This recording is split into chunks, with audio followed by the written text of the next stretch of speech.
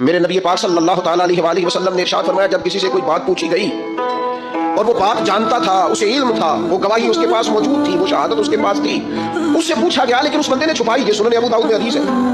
اللہ کے محبوب فرماتے ہیں قیامت کے دن اس بندے کے منہ میں اللہ آگ کی لگام ڈال دے گا. لوگ تیرے منہ میں لگام ڈال دیا، وہ بھی آگ کی اب نہ بول، کیونکہ جب آگ بولنے کا ٹائم تھا تب تو نہیں بولا.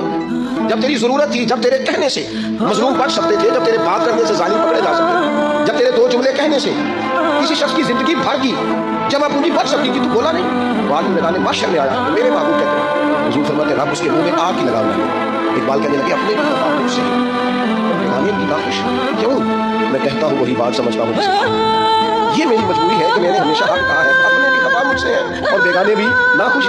سب جگہ پہ میں ملامتی ہوں، ہر شخص میرے بارے میں رائے دیتا ہے کہ بڑا سخت گیر آدمی ہے، بڑے مزاج کے اندر شدت پائی جاتی ہے. کیوں؟ میں کہتا ہوں وہی بات سمجھتا ہوں جسے خون بہتا ہو.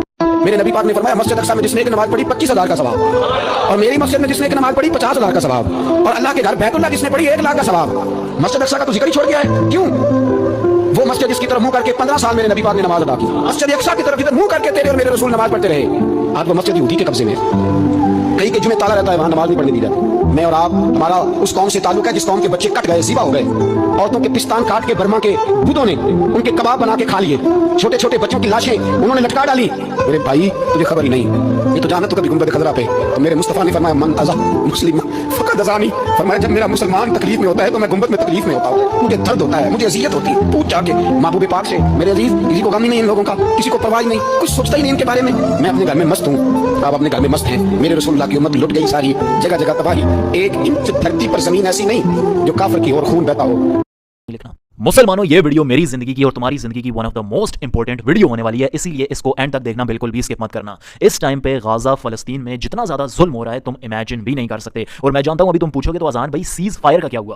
ویل یار کیسا سیز فائر؟ ہاں اس سے حالات تھوڑے بہتر ہوئے فلسطین میں بہت ساری جگہوں پر، لیکن بتاتا چلوں کہ جب سے سیز فائر ہوا ہے 100 سے بھی زیادہ ہمارے فلسطین کے مسلم بہن بھائی اس دنیا سے رخصت ہو چکے ہیں. سیز فائر کا اصلی مقصد تو یہ ہونا چاہیے نا کہ ایک بھی جانی نقصان نہ ہو، لیکن یار اس کا تو الٹا ہو رہا ہے. 100 سے بھی زیادہ، جیسا کہ میں نے بتایا کہ فلسطین میں ہمارے مسلم بہن بھائی اس دنیا سے رخصت ہو چکے ہیں. ویل میرا وضو ہو رکھا ہے، ابھی میں نے عشاء کی نماز پڑھی ہے، میں دعا کرنے والا ہوں. All you have to do is say آمین ان دی کمنٹ سیکشن. کیا پتا تمہارا ایک آمین فلسطین میں کس معصوم بچے کی جان بچا لے اور اس کی وجہ سے تم جنت میں چلے جاؤ.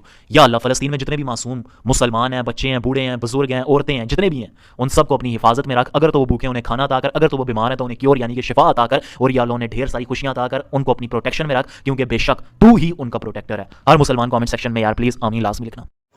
تو دوستو فلسطین غزہ والوں کے لیے دعا ضرور کرنا، وہ بھی اپنے جیسے انسان ہیں. دوستو